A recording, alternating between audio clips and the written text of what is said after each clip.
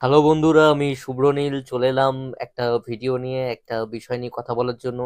তোমরা থাম্বনেলে দেখেই নিয়েছো, পরিষ্কারভাবে আমি বলে দিয়েছি কি বিষয়ে কথা হবে। তো ডাইরেক্ট সেখানেই আসা যাক।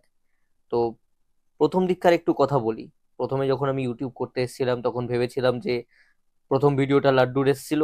প্রথম 3 সপ্তাহ মতন আমার কাছে কোনো সেভাবে ভিউজ ছিল না, অ্যান্ড তারপর 3 সপ্তাহ পর থেকে ভিডিওটা লাখে চলে যায়। তারপর আমি আবার কোনো ভিডিও বানাচ্ছিলাম না, ভেবেছিলাম যে এটা চলবে না। তো তারপর আমি আবার ফেরত আসি আর কি। আহ, উদিতার ভিডিও নিয়ে উদিতার ভিডিওটা বানাই, দেখলাম যখন লাখে গেছে ভিউজ, তাহলে চলো কন্টিনিউ করা যাক। তো ইউটিউবে এই যে আমাকে সময় দেবে, এটা তো আর্টিস্টরা আমার কাছ থেকে টাকা নেয় না। এবার তাদের যখন নতুন চ্যানেল হয় তখন সেইভাবে রিচ থাকে না। তোমার যদি 2-4 জন চেনাও থাকে, তারাই বা কেন তোমাকে সময় দিতে যাবে? তো খুব স্বাভাবিক ব্যাপার, তাদের সময়ের দাম আছে, অ্যান্ড সেই সময় আমার নতুন ভিউজ আসছে ভালো, বাট সাবস্ক্রাইবার বেস নেই, কিছু নেই। কেন দেবে অত বড় বড় স্টার? এবং আমি যাদেরকে অ্যাপ্রোচ করছিলাম, যে পদ্ধতিতে গিয়ে অ্যাপ্রোচ করছিলাম, তো সেই সময় আহ, কেউ রাজি হচ্ছেও না। এবং আমি সেই সময় প্রচুর অ্যাটিটিউড, এটা সেটা কিন্তু শিল্পীদের দেখেছি, দেখিনি এমনটা নয়, দেখেছি। এবার আমি তো সাংবাদিক নই, যেটা অনেকেই বলে সাংবাদিক ভাই, তোমাদের মধ্যে কমেন্ট করো সাংবাদিক ভাই, রিপোর্টার ভাই। আমি সাংবাদিক নই, আমি একজন সামান্য ইউটিউবার। আমি আগেও বলেছি, আবারও বলছি। তো সেই সময় দাঁড়িয়ে আমি একটা ফেজের মধ্যে খুব খারাপ খারাপ জিনিসপত্র পাচ্ছিলাম। এই কথাগুলো কেন বলছি তোমরা বুঝতে পারবে, এখনই বুঝতে পারবে।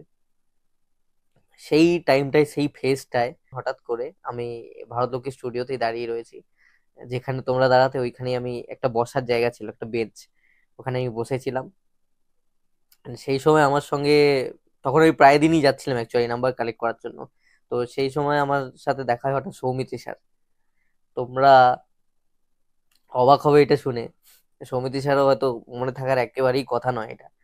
আহ, সেই সময় আমি বাইরে দাঁড়িয়েছিলাম and সৌমিত্রি শাহ কে এটা আমি জানতামই না।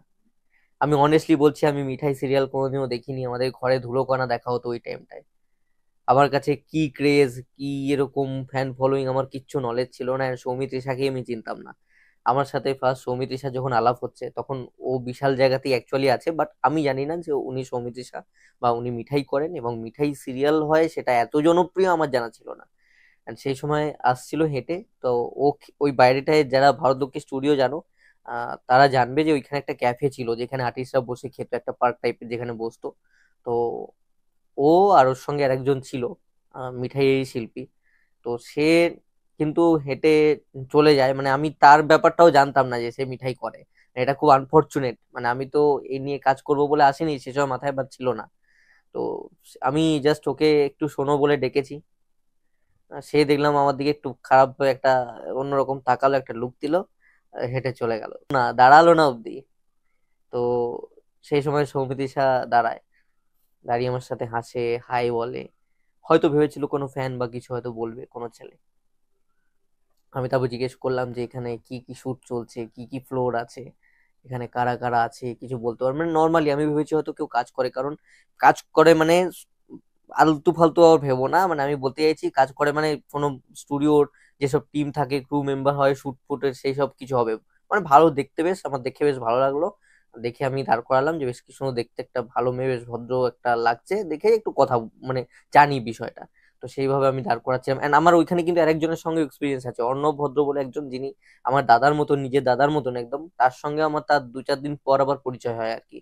এবং সে তো আমার দাদার মতন হয়ে যাবে একদম, নিজের আমার ভুল ত্রুটিও বলে, আমার ভালোটাও বলে, আমাকে ইন্সপায়ার করে। তো এই রিলেশনটা তৈরি হবে আমি কখনো ভাবিনি। তো থ্যাঙ্কস টু অর্ণব ভদ্র, অ্যান্ড অর্ণব ভদ্রের সঙ্গে আমার এইভাবেই পরিচয় হয়। দাদা বাইরে আসছিলেন, আর আমি নাম্বারটা নিই যে দাদা একটা ইন্টারভিউ করতে চাই, তো নাম্বারটা পাওয়া যাবে।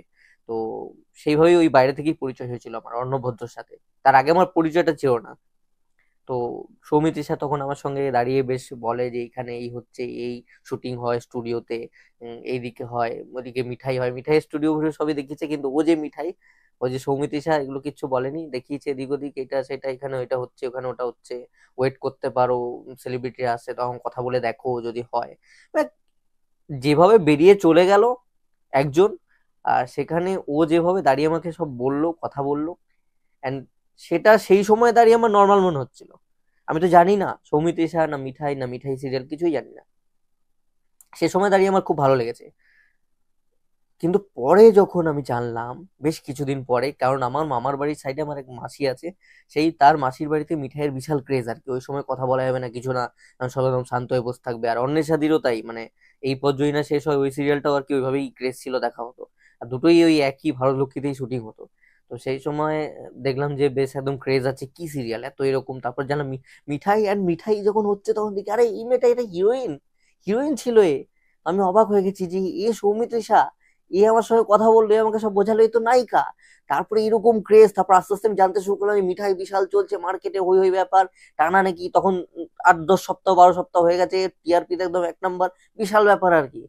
আমি তো মাথায় আমার হাত, যে ভাই এর সঙ্গে দাঁড়িয়ে আমি কথা বললাম, এত সুন্দর বিহেভ করলো, একে আমি স্টুডিওর বিষয়ে জিজ্ঞেস করেছি যে কি কি শুট হয় না হয়। হ্যাঁ, মানে আমার মনে আছে সেদিনকে একটা রেড টি শার্ট পরে, তখন বোধহয় বাড়িটারই যাবে, তখন সন্ধ্যে হয়ে গেছে, শুটিং শেষ, খেয়ে আসছিল হয়তো, ওইখান থেকে ফিরছিল, দাঁড়িয়ে কথা বললো।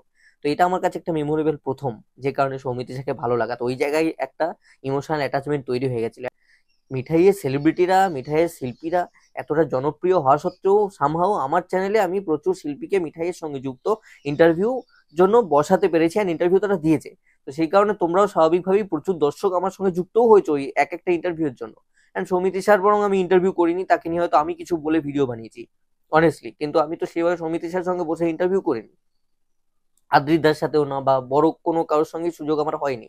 আমার যখন হয়েছে কয়েকজন, তাদের আবার যদিও যোগাযোগ তৈরি হয়েছে, তাদের সেই সময় টাইম হয়নি, আর আমি যেহেতু দূরে থাকি তো আমার পক্ষে করাটাও সম্ভব হয়নি। এটা একটা গেল।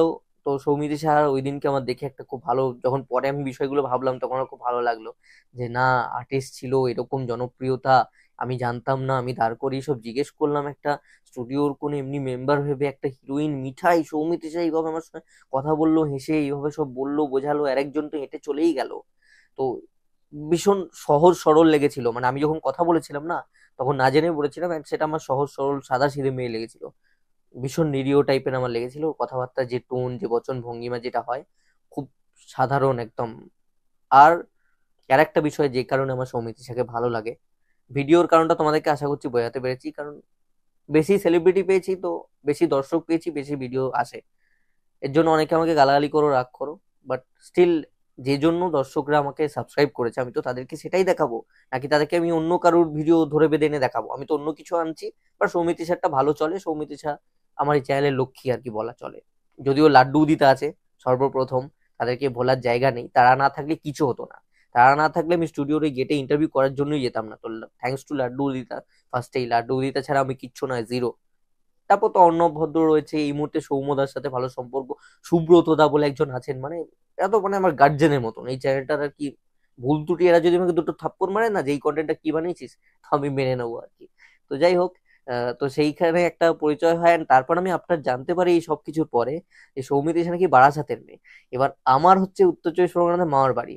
এবার আমার ফেভারিট জায়গা হচ্ছে উত্তর চব্বিশ পরগনা, মানে ওইখানকার সামাও আমার মানুষের আন্তরিকতা, মানুষের বিহেভিয়ার, জায়গাটা, দৃশ্য, সিন সিনারি আমার খুব ভালো লাগে। একটা গ্রাম অঞ্চল, পুকুর, সবুজ গাছে ঘেরা, সুন্দর একটা গ্রাম অঞ্চল, ওই দিকগুলো ম্যাক্সিমামটাই ওদিকে সুন্দর সুন্দর গ্রাম আছে।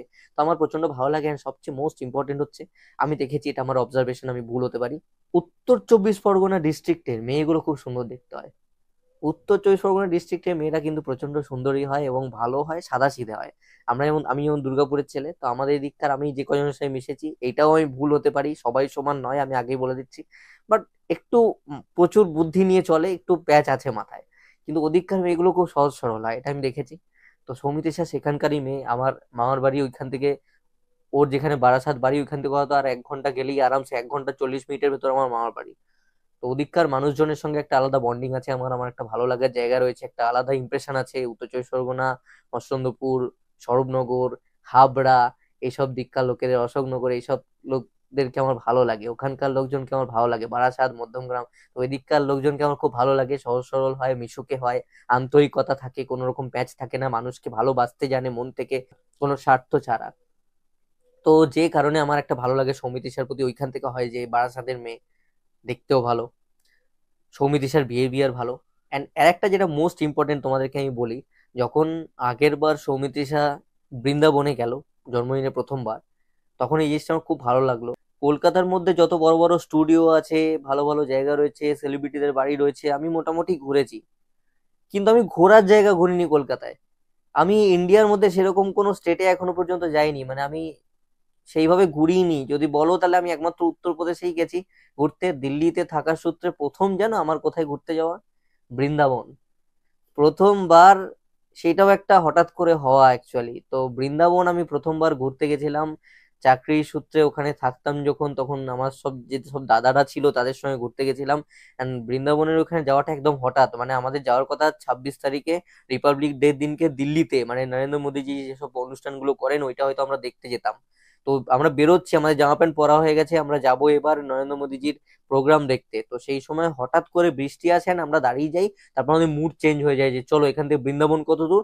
হঠাৎ করে মানে মানে কি বলে কৃষ্ণের ডাক, কৃষ্ণ, বড়মা, নৈহাটির বড়মা, এনারা না ডাকলে তুমি যেতে পারবে না, তোমাকে যতক্ষণ না ডাকছে তুমি যেতে পারবে না। আর আমি এগুলো মানি, সেটাতে আমি পরে আসছি। আমার প্রথম ঘোরা জায়গা হচ্ছে বৃন্দাবন, কৃষ্ণের ধাম। ওখানে আমি 8টা 9টা ধাম ঘুরেছিলাম, মানে হেঁটে, ফার্স্টটা তো হেঁটেই আমরা প্রচুর 12-14 কিলোমিটার হেঁটে দিয়েছি আর কি, গল্প করতে করতে কেটে গেছে, মানে বসে বসে যাচ্ছি, পায়ে যন্ত্রণা হচ্ছে। তারপর তো সব গাড়ি করে করে আমি 8টা 9টা ধাম মোটামুটি কৃষ্ণের ধাম ঘুরেছি। সেটা 2017 সাল, আমি দিল্লিতে কাজ করতে গিয়ে আমার লাইফে প্রথম বাইরে ঘোরা সেটা হচ্ছে আমার বৃন্দাবন ধাম। আর তারপর আমি আবারও গেলাম সে দুই বন্ধুর সাথে, সেটা হচ্ছে বেনারস, ওটাও ইউপিতেই। তো যে কারণে বললাম উত্তরপ্রদেশের দুটো জায়গা আমার ঘোরা। আর তাছাড়া আমি এখনো পর্যন্ত পুরী ঘুরিনি, দীঘা ঘুরেছি আর কি, তাছাড়া পুরীও ঘুরিনি, কিছুই ঘুরিনি আর কি। তো এই জিনিসটা আমার প্রচন্ড ভালো লাগলো। দেখো আমিও প্রথমবার ঘুরতে গেছি এবং আমাকেও কৃষ্ণ টেনেছে, বৃন্দাবন গেছি আমি। সৌমিত্রী শাহ ফার্স্ট জন্মদিন ওখানে গিয়ে সেলিব্রেট করেছে, যেটার জন্য আমার প্রচন্ড ভালো লেগেছে, একটা ভালো লাগার জায়গা তৈরি হয়েছে, রেসপেক্ট এসছে তার প্রতি। যে এইটাই তো হয় অ্যাকচুয়ালি, যে স্টারের সঙ্গে বন্ডিং, মানে তার যে ফ্যান, তার যেসব দর্শক, আমিও তো দর্শক একজন, আমিও তো একজন ফ্যান। এন্ড একটা কথা আমি ক্লিয়ার করে দিচ্ছি, যারা বলো তুমি সৌমিত্রী শাহ ফ্যান, খালি সৌমিত্রী শাহ ফ্যান, না, আমি সকলের ফ্যান। আমি সৌমিত্রী শাহকে যেমন রেসপেক্ট করি, আমি দেবদাকে, অঙ্কুশ দাকে, আদ্রিদাকে, প্রত্যেককে রেসপেক্ট করি, আমাকে করতে হবে। তোমরা, তোমাদের কাছে একটা চ্যানেল নেই, তোমরা কন্টেন্ট ক্রিয়েট করতে আসছো না, তো তোমরা একজন পার্টিকুলার মানুষকে ভালো লাগলে তোমাদের চলবে, আমাকে সকলকে নিয়ে চলতে হবে and সকলকে রেসপেক্ট দিতে হবে। আমি যদি সকলের ফ্যান না হই, সকলকে ভালো না বাসি, তাহলে আমি কি নিয়ে চলবো? আমি তো পার্সিয়াল হয়ে যাব, আমার তো মাইন্ডটা তাহলে পার্সিয়াল হয়ে যাবে ওই জায়গা থেকে, তাহলে আমি তো ভালোভাবে ঠিকঠাক কাজই করতে পারবো না। আমাকে তখন মিথ্যে বলতে হবে, ভুলভাল বলতে হবে, যেটা আমি পারবো না। আমি মিথ্যে বলি না, আমি যা বলি সত্যি বলি, অ্যাটলিস্ট সত্যি বলি, তোমাদেরকে বোকা বানাই না আমি। তো আমি সকলের ফ্যান, আমি সকলকে রেসপেক্ট করি, সকলেই আমার ভীষণ আপন। সকলেই আমার দাদা, দিদি, বোন, বান্ধবী, বন্ধু, সমস্ত কিছু, ওদেরকে আমি রেসপেক্ট করি। অ্যান্ড ওদের জন্যই তো আমাদের এই ধরনের চ্যানেলগুলো চলে, কন্টেন্ট ক্রিয়েটাররা বেঁচে থাকি আমরা। তো ওদের জন্যই সব, ওদের প্রত্যেককে আমি রেসপেক্ট করি, ইচ অ্যান্ড এভরি ওয়ান। সেটা একজন পরিচালক হতে পারে, প্রত্যেককে, টেকনিশিয়ান হতে পারে, তাদেরকে আমি রেসপেক্ট করি। অ্যান্ড তাদের প্রত্যেকের আমি ফ্যান। এইবার যে বিষয়টা আমি বলবো সেটা হচ্ছে, আমি নিজে ভগবানে একজন প্রচন্ড বিশ্বাসী মানুষ। অ্যান্ড তোমরা দেখবে সৌমিত্রী শাহ প্রচন্ড ভগবানে বিশ্বাসী একজন মানুষ। সৌমিত্রী সাহব সবসময় দেখবে স্ট্যাটাসে শেয়ার করে ভগবানের জিনিসই, দেখবে তোমরা ইনস্টাতে বা কিছুতে শেয়ার করে সবসময় দেখবে। ভুলভাল জিনিস কমই, হ্যাঁ কিছু জিনিস হয়তো রিলেট করে ওর ইমোশন থেকে, আমি দেখেছি ফিলিংস থেকে হয়তো শেয়ার করলো, আলাদা কথা। বাট আমি দেখেছি যে ও যে ধরনের সব ভগবানই সবসময় জিনিসপত্র দেখে, শেয়ার করে। ইনফ্যাক্ট ও যে সব পেজগুলোকে ফলো করছে না, আমি ইনস্টায় আমার আগের প্রোফাইলটা থেকে ওই সব ঠাকুরের পেজগুলোই ফলো করতাম, ওই সব জিনিসগুলো আমার, ও যেমন দেখতো আমার দেখা হয়ে গেছে তার আগে, তো ও সেলিব্রিটি, ও শেয়ার করতো, আমি হয়তো শেয়ার করতাম না, আর আমাকে কেউ অত লোক চেনে না, সেই জন্য আমারটা কেউ দেখতো না। আর ওটা স্বাভাবিকভাবে, উনি এত বড় স্টার, তো ওনার তো আলাদাই ব্যাপার। তো যাই হোক, লোকে জানতে পারে উনি কিছু শেয়ার করলে। উনিও ভগবানে বিশ্বাসী, আমিও ভগবানে বিশ্বাসী। তো প্রচন্ড ভাবে ভগবানকে বিশ্বাস করি, ভগবানে বিশ্বাসী মানুষ। এন্ড আমার ঘরে গোপাল আছে, গোপাল দেখছেন, আমি ভিডিও বানাচ্ছি, গোপাল দেখছেন, আমার ঘরে গোপালও আছে। তো সৌমিত্রী স্যার বাড়িতেও হয়তো গোপাল আছে। অ্যান্ড মিঠাইতে তো ছিলই, ওইখানে মনোহরার ওইসব যখন হতো তখন তো আমি দেখতাম যে গোপাল রয়েছে, এবং সেখান থেকে কিন্তু জয় গোপালের উৎপত্তি। তো গোপাল, কৃষ্ণ, বৃন্দাবন, বারাসাত, সুন্দর দেখতে, মামার বাড়ি, অনেকগুলো কানেকশন, স্টুডিও কানেকশন, অনেকগুলো কানেকশন। তো সেই কারণে সৌমিত্রী শাহকে আমার ভালো লাগে, অ্যান্ড সৌমিত্রী শাহকে আমি রেসপেক্ট করি, আমি সৌমিত্রী শাহরও ফ্যান।